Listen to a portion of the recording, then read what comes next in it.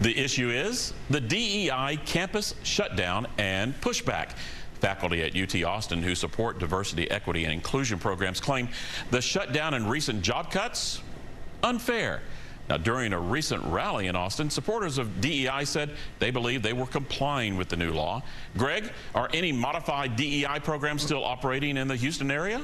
Rudy, as you would expect, private institutions here in Houston, like Rice University and St. Thomas University, continue to operate in a manner they see as both appropriate and beneficial to their students, and that includes robust DEI programming, regardless of what state-funded and regulated colleges are being ordered to do. The rationale goes something like this. Students in some ethnic communities face challenges that others simply don't, and DEI resources can help level a playing field that's been traditionally uneven on multiple levels. Now, here's the rub, and it's a serious question. When does that academic, cultural, and economic playing field become level? And who makes that call? In other words, does DEI become a form of reparation which America's white majority pays in perpetuity? Because wrong or right, I guarantee that's how many Republicans in the Texas legislature see it. And thus your word, reparations. Now, at the end of April, UT Dallas, to comply with SB 17, closed an office that was created to replace its previous DEI office. Stephen, I understand there were about 20 layoffs at UTD. Have you heard of any type of new reboot that's coming there? I haven't heard of that yet, but the president of the university urged other hiring managers at the university to strongly consider those who are being impacted for the job, basically trying to give them preference when it comes to open positions on campus. Now, this is something, of course, a much smaller level here in North Texas than what happened in Austin. But I said partisan, and really it's because, I mean, you're going with a talking point. It's the kind of the Republican flavor of the year right now, talking about DEI. But piggybacking off of what Greg said, it's supposed to help level the playing field, and I think more focus should be on trying to fine-tune those programs versus just slashing them and saying, hey, look, we did something.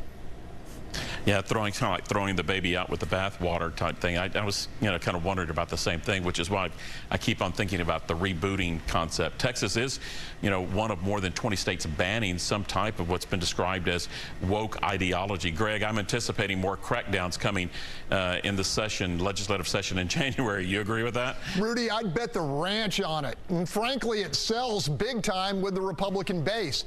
And in view of the chaos currently being unleashed on campuses across the country, it's likely to sell with a growing number of moderates and independents.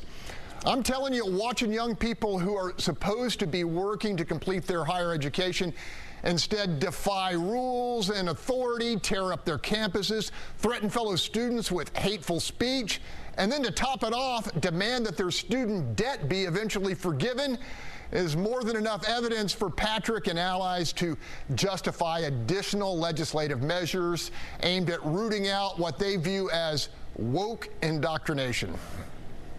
Yeah, but you can bet that there's going to be pushback by the left, Democrat state lawmakers. Stephen, Senator Royce Rest from Dallas initially condemned the DEI layoffs. Has he talked about any new ideas, new plans to bring back to Austin to reboot the idea? I think, multiple people may be privately talking about a reboot, but that's going to be a hard sell. And let's look at the makeup of the legislature, especially the House is about to be even more conservative than it's been, and that's saying something with the governor pushing school choice and Ken Paxton trying to get his candidates through. And so a reboot may sound cute, but really look at the realistic nature of this has been a talking point for Republicans, and it doesn't look like they're going to let up. And what Greg mentioned, the Palestine-Israel protests that have been going on college campuses around the state and around the country is just adding fuel to the Republicans' fire of saying, look, we need to stop this from infiltrating the state of Texas. Now, whether that's right, I'm not going to comment on right now. That's a different topic for another day. But reboot may be talked about, but I don't think it's going to go anywhere. Yeah, I'm anticipating a lot of pushback adding on because of what we're seeing with the anti-Israel protests that are happening on campus. And I think everything seems to be getting lumped into just one big bucket, and the Republicans are just going to swing away, What do you think, Greg?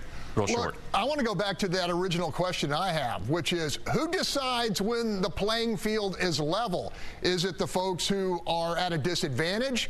And why would they ever give up any, well, I guess we called it, a reparation.